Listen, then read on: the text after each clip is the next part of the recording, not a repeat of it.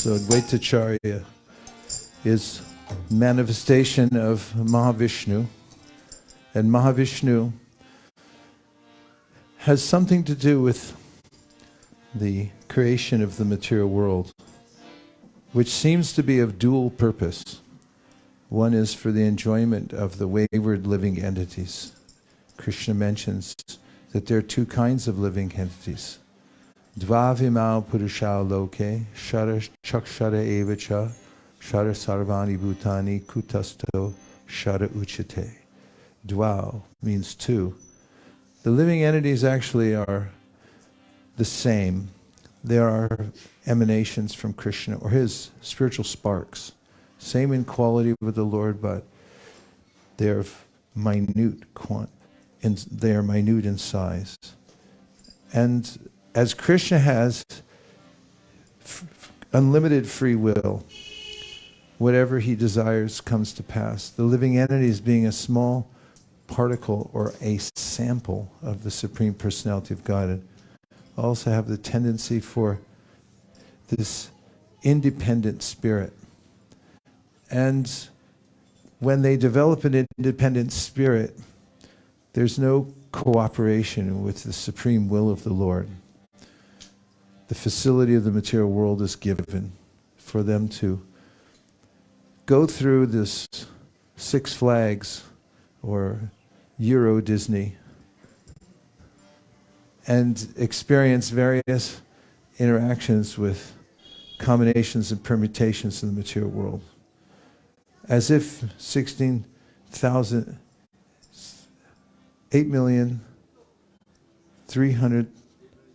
8,400,000 species of life. Is that enough rides to go on?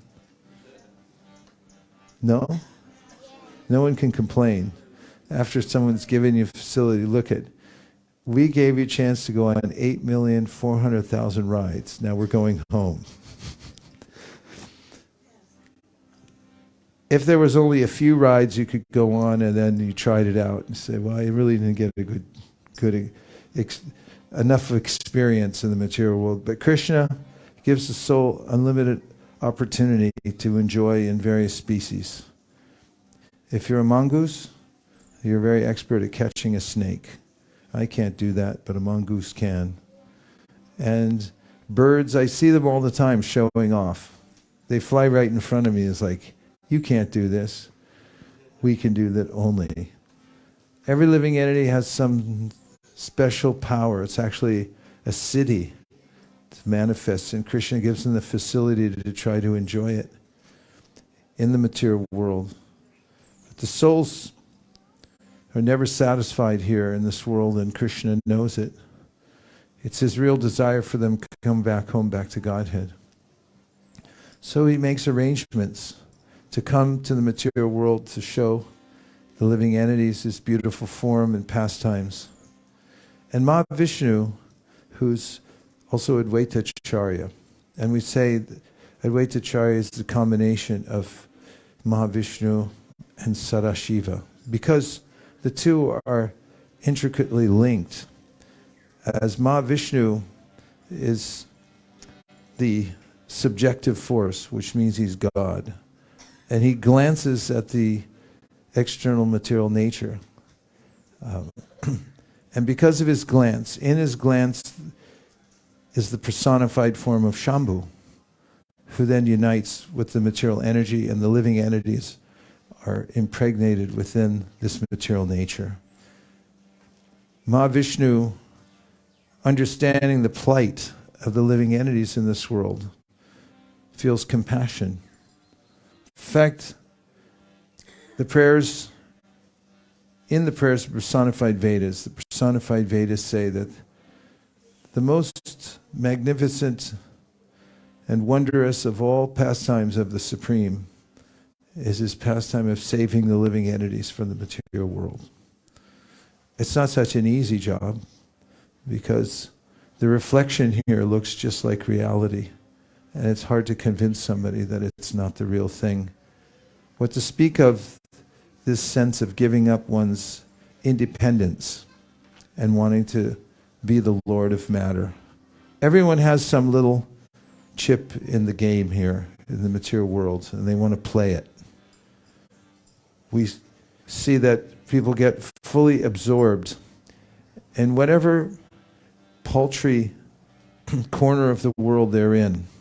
In fact, the whole material universe is insignificant, Krishna says at the end of the 10th chapter. All the worlds put together are insignificant spark of my splendor. But the wayward living entities get entranced by it, and this entrancement is caused by their desire to lord it over, the material nature, which invites them unlimitedly through 8,400,000 species of life to give it yet another try and another try and another try. To those like Mahavishnu, who is in his form of Advaita Acharya taking the role of a Vaishnava, this is intolerable. They're paradukha-dukhi. It means they suffer to see the suffering of others. And we can relate to that, I think. And one day in Washington Park in Burlingame, it was very hot. And somebody had watered the lawn with the automatic watering system. And the worms there thought that it was a rainy day. So I saw them coming off the grass onto the pavement, which was going to dry up soon. And they would have been burned to death in the sun. And as I was walking by chanting my japa, I thought, I got to save these guys. So I told them, you're going into a desert area here, and it's not going to go well for you. There's nothing but desert as far as you can see. You just left a grassy, marshy area, which is really nice for you. And I don't know if they speak English or not, but they didn't immediately respond. So I took up the task of picking them up and moving them back. Of course, I chanted the Maha Mantra to them. But I was thinking, what does Mahavishnu, who looks down and sees the living entities who have forsaken their stake in the spiritual world, full of joy and bliss, and they've migrated here with their little rucksacks, entering into the forest of material enjoyment, only to be harassed by crickets and wolves and sparse water, and to be harassed endlessly from life after life.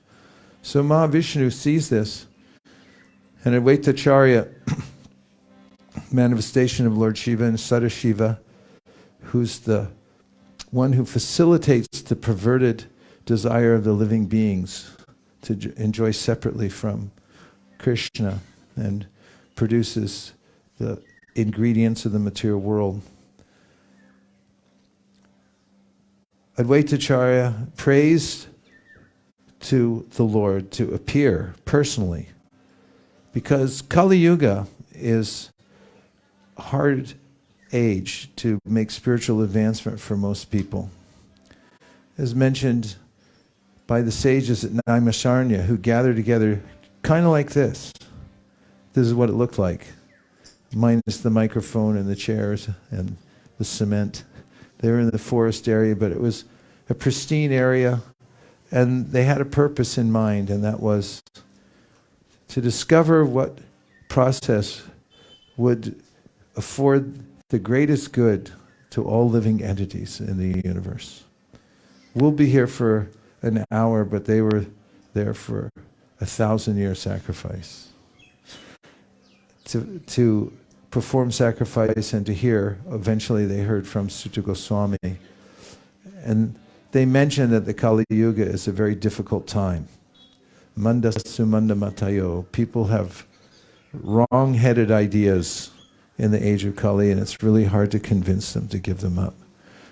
So, as is described in the Chaitanya Bhagavat, here, even in Navadvip, people were addicted to worshipping all kinds of very odd-looking demigods, and they were spending most of their fortune on weddings and all kinds of ostentatious ceremonies related to their personal family, and forgetting all about their duty to worship the Supreme. So Advaita Acharya, in desperation, began his campaign that I described a few minutes ago to invite the Lord to personally come to the world. So when Chaitanya Mahaprabhu heard the cries of Mahavishnu, it's one of the reasons mentioned in the Chaitanya Charitamrita that he felt compelled to come here. So we can thank Advaita Acharya as our patron saint, that he called out for us, for the Lord to come to give us the process of devotional service through which we could go back home, back to Godhead. Advaita Acharya appeared before Chaitanya Mahaprabhu, and when Chaitanya Mahaprabhu appeared, Advaita Acharya and Haridas Thakur were together. And on that night, the full moon, when there was an eclipse and everyone was in the Ganges chanting Hare Krishna to ward off the inauspicious effects of the eclipse, everyone was chanting Hari Hari Hari Hari Hari Hari Hari. And even the Muslims, hearing the Hindus chanting Hari Hari Hari, they started chanting Hari Hari Hari Hari Hari. So everyone was chanting the name of Hari, one of Krishna's names, which means he takes away all one's obstacles. And Chaitanya Mahaprabhu appeared at that time, and Advaita Acharya and Haridas Thakur became joyful, and they began to dance and give in charity unlimitedly on that day. Then we know the pastimes here in Navadvip, how Advaita Acharya had worshipped Sri Chaitanya Mahaprabhu, who worshipped him right back, and how Advaita Acharya finally established that Chaitanya Mahaprabhu was his master. I told that pastime. And here in this place, just after Sri Chaitanya Mahaprabhu had taken sannyas, and in ecstasy was on his way to Vrindavan, so he thought, flanked by Nityananda Prabhu, who then informed the cowherd boys who wandered in various places in the forest that if he asks which is the path to Vrindavan, you show him this way, the path down the Ganges to the house of Advaita Acharya. So when Mahaprabhu in his ecstasy heard the cowherd boys in the forest saying the names of Lord Hari, he said, very good. He patted him on the head and said, keep chanting like that. And by the way, which is the road to Vrindavan? And Nityananda was going. And then they said, that way. And as Sri Chaitanya Mahaprabhu approached this place where the Ganga was, right behind this house, he took bath thinking he was jumping into the Jamuna. And Advaita Acharya was waiting on a boat, and he started coming towards Chaitanya Mahaprabhu, who only had one set of clothes. And when Sri Chaitanya Mahaprabhu saw Advaita Acharya on the boat, he said, Advaita Acharya, what are you doing here in Vrindavan? And Advaita Acharya said, well, anyway, wherever you are is Vrindavan. And Chaitanya Mahaprabhu began to realize that Nityananda Prabhu had tricked him. He said, he told me this is the way to Vrindavan, and this is the Jamuna. And Advaita Acharya said, anyway, it's actually true, because the Jamuna confluences here on this side of the river, so it's not untrue that he told you this is the Jamuna. And anyway, since you're here, you should come to my house. Sri Chaitanya Mahaprabhu said, I'll come to your house, but I'll only take little. Just some liquid vegetable, something simple. I'm a sannyasi. I don't eat opulent food. But when he got into the house, Chaitanya Mahaprabhu saw the arrangements that Sita Thakurani, Advaita Acharya's wife, and he had gone to, and the list of all the foodstuffs, which we could recite because today's Dwadashi, and we don't mind. If it was yesterday, we would hold back. But I do know there was fried cream, and I don't know what that is. But I can't think of anything more opulent than fried cream. And the rice looked beautiful, a little dollop of ghee, and there was Karela and many different kinds of vegetables. The sak.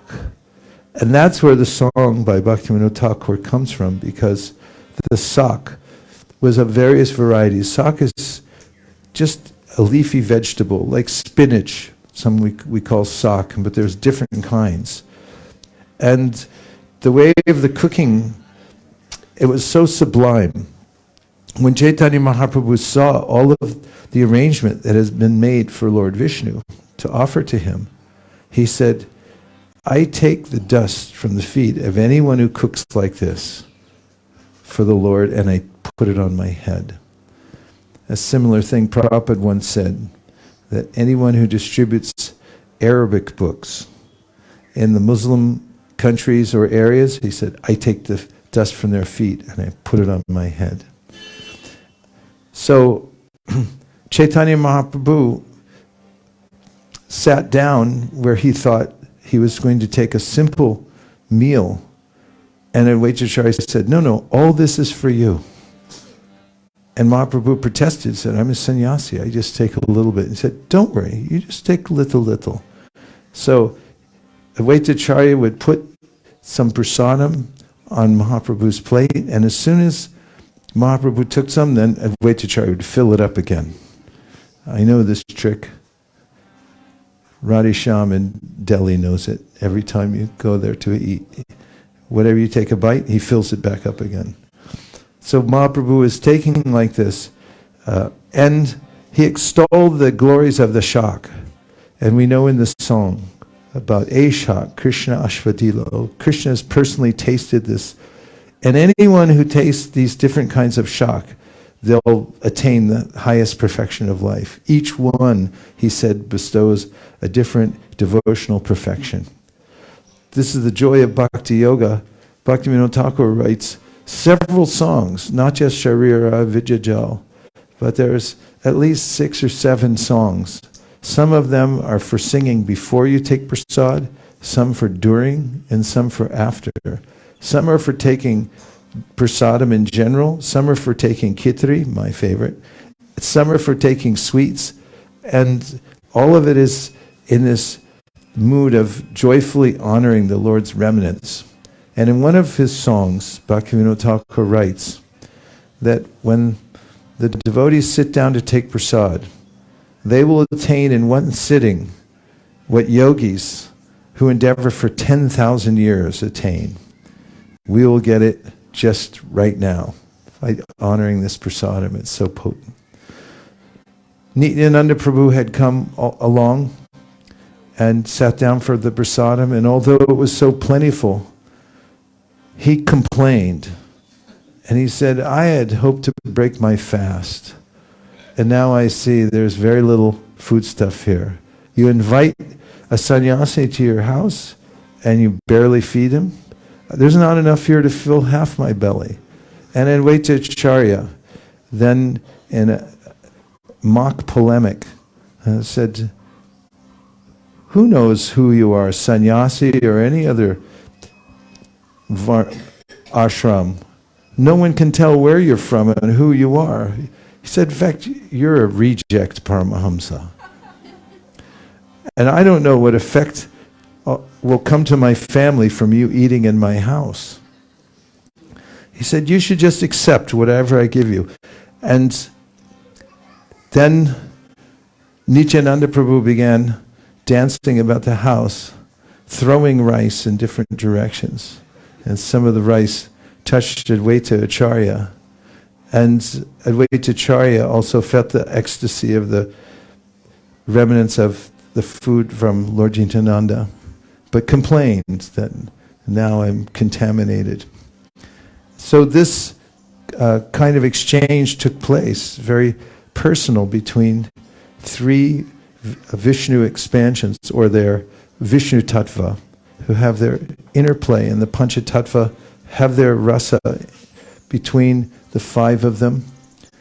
Now, Advaita Acharya significantly calls the Lord to come, and also later when Chaitanya Mahaprabhu is in Jagannath Puri, a letter is delivered to Mahaprabhu. And in it, Advaita Acharya has written that the marketplace is saturated. Everyone has enough rice. You don't need to market anymore. And Mahaprabhu read that and he slightly smiled. And Swarup Damodar, who was an intimate devotee of Chaitanya Mahaprabhu, although he knew what it meant, he asked, what did he mean? And Chaitanya Mahaprabhu explained that Advaita Acharya calls the deity to come, and then he asks the deity to go when his job is done. So Advaita Acharya is the gateway, the personality who invites Lord Chaitanya Mahaprabhu to come to the world, to do his work, to liberate the conditioned souls. And after Chaitanya Mahaprabhu read the letter, enigmatic as it was, his mood changed.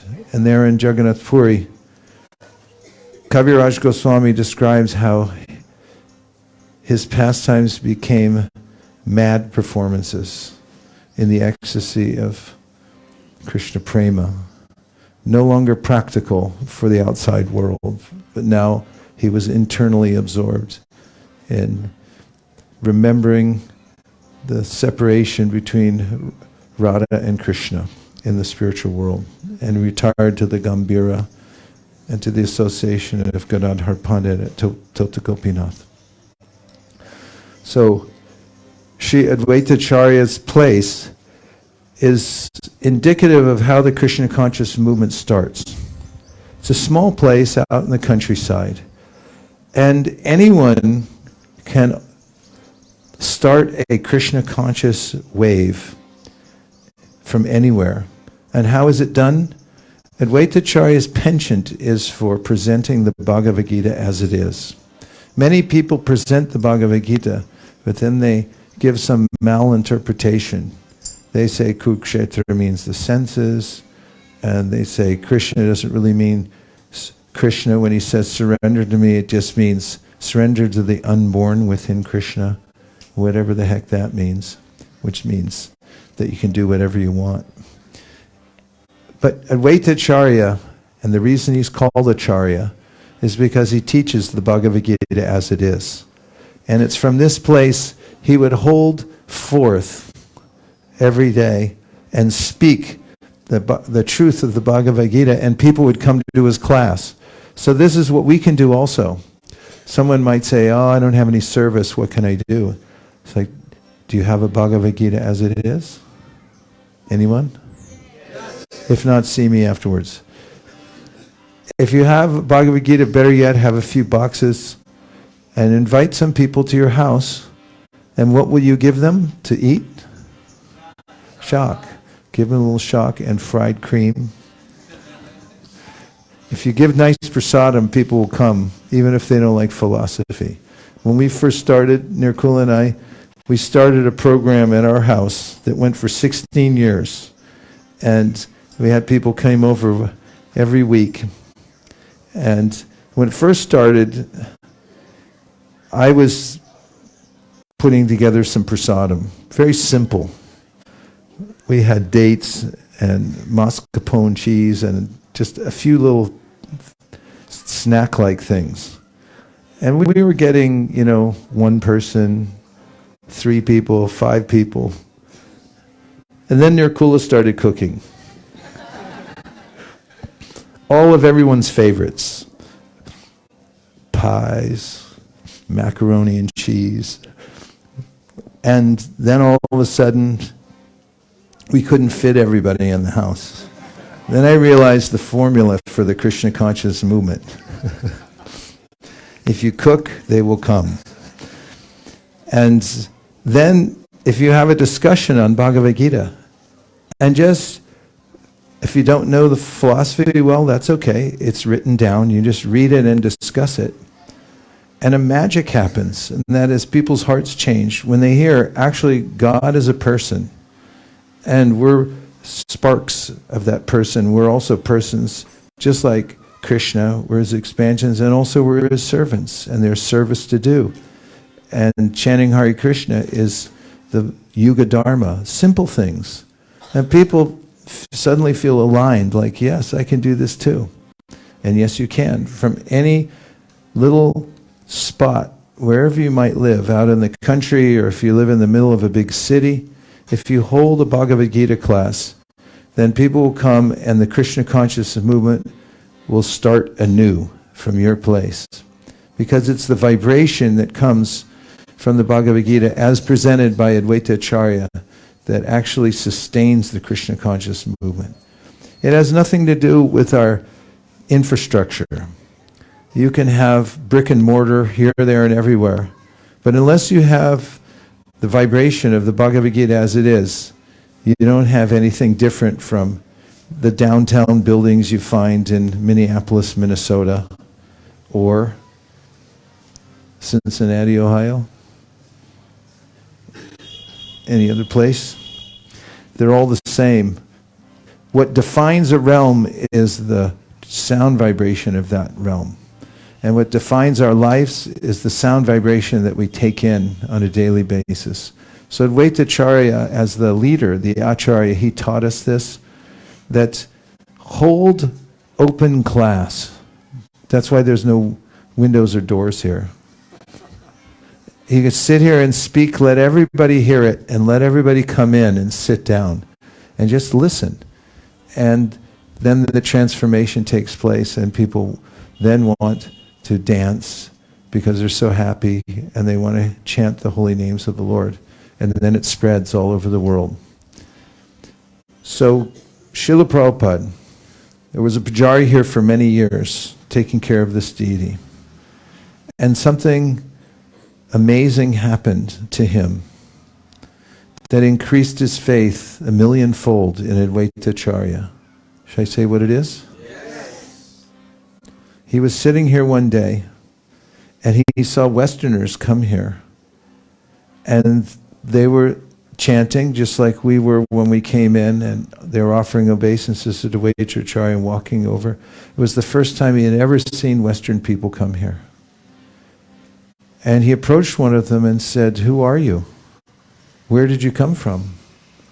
And they said, "Oh, we're disciples of His Divine Grace A.C. Bhaktivedanta Swami Prabhupāda." And the man broke into tears. And he said, "He did it. He did it." And then he told them the story that one day when he was here in this lonely place, because not many people used to come here, he saw a sādhu all alone come here and sit down and was praying all day long here. And he approached him and asked him who he was and what he was doing. And this sadhu told him that my spiritual master has given me an impossible assignment. At least in my life, I don't see how it's possible, because I'm now approaching 70 years old, and he asked me to go to the West to teach Krishna consciousness to the Westerners. And he said, "I have no money. I'm trying to get passage on a ship to go to America. And I have to fulfill the order of my spiritual master, but I'm not sure how it will happen. I just know I have to do it. And therefore, I've come here to pray to Advaita Acharya, who's the one who inaugurated the Krishna consciousness movement by inviting Sri Chaitanya Mahaprabhu." And that man never saw that sadhu again, ever. Until these Westerners came back here and they showed him a picture of the Back to Godhead magazine. And there was Prabhupada with his international movement. He had reached every continent of the world. And people everywhere were chanting Hare Krishna. He had opened 108 temples. And the Bhagavad Gita class, just like Advaita Acharya had started here, hundreds of years ago was now going on in Des Moines, Iowa, London, Mombasa,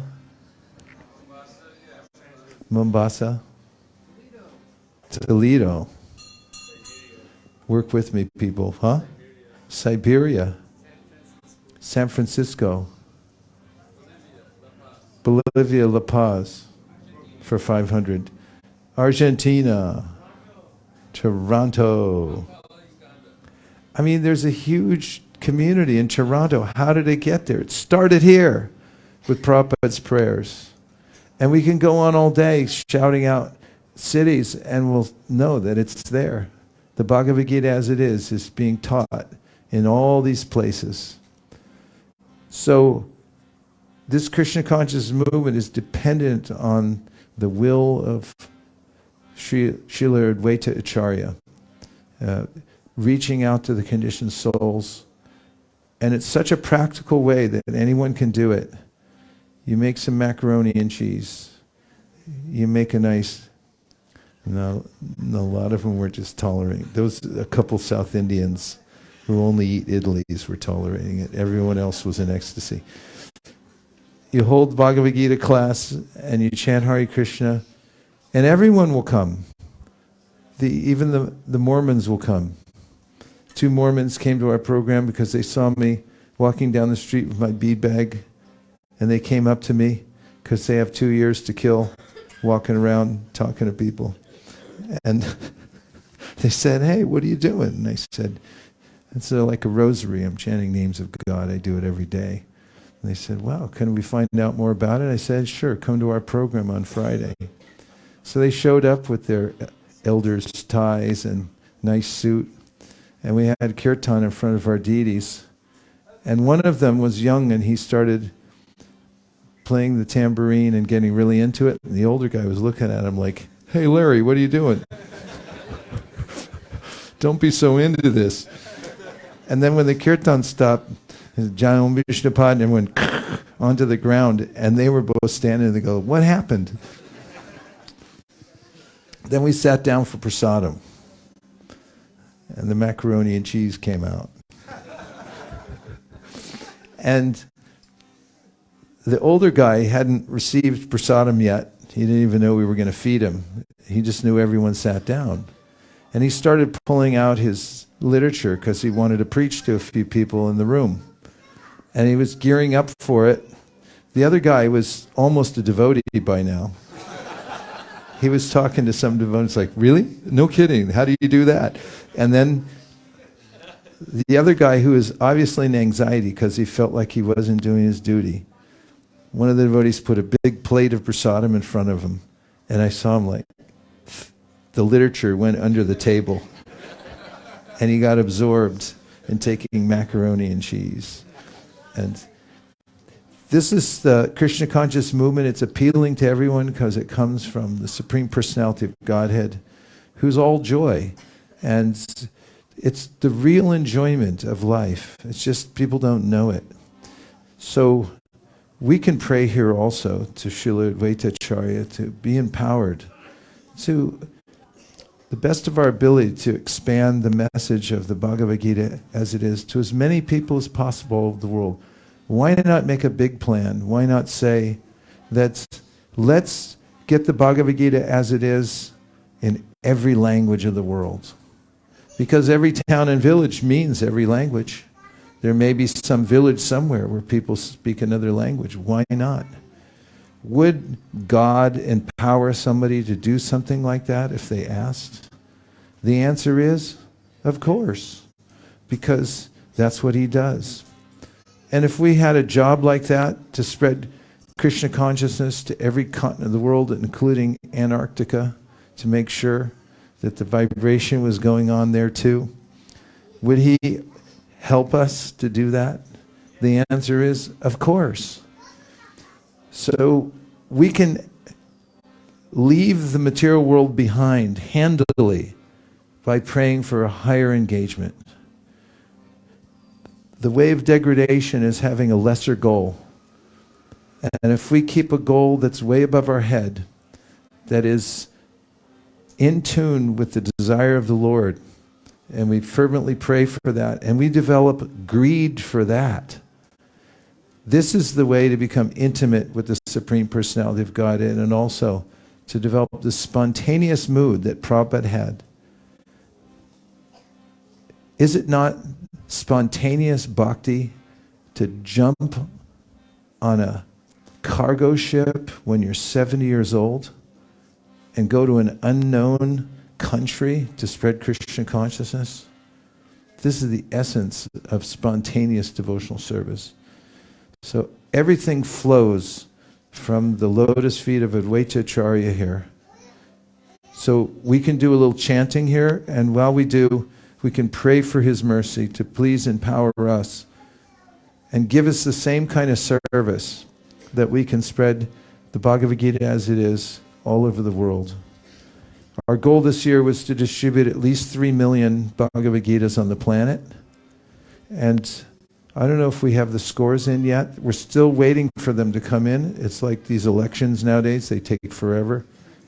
Then you have to have a recount. So we're like that too. But we'll beat 3 million for sure.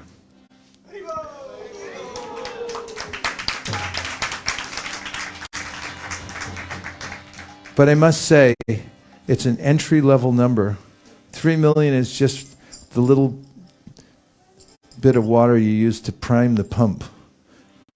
300 million would be a more worthy goal to think of, don't you think? Yes. Kṛṣṇa? Yes. Kṛṣṇa Prabhu says yes. There's over 8 billion people, so 300 million would be an introductory level. So we should work for that and pray to Srila Advaita Acharya to please empower us to expand our scope for distributing the Bhagavad Gita as it is. What would that be, 100-fold? 100-fold as a first step. Dear Srila Advaita Acharya, if you so desire, please empower us, your humble servants, to assist in spreading Krishna consciousness movement all over the world by expanding the distribution of the Bhagavad Gita as it is. Please allow us to distribute at least, what did I say? 300 million as an introductory number to offer to your lotus feet. Thank you for considering our request. Om Tat Sat. Everyone who agrees with this prayer and wants to participate, please unmute and say Hare Krishna. Gaur Premanande Hari Hari Bo.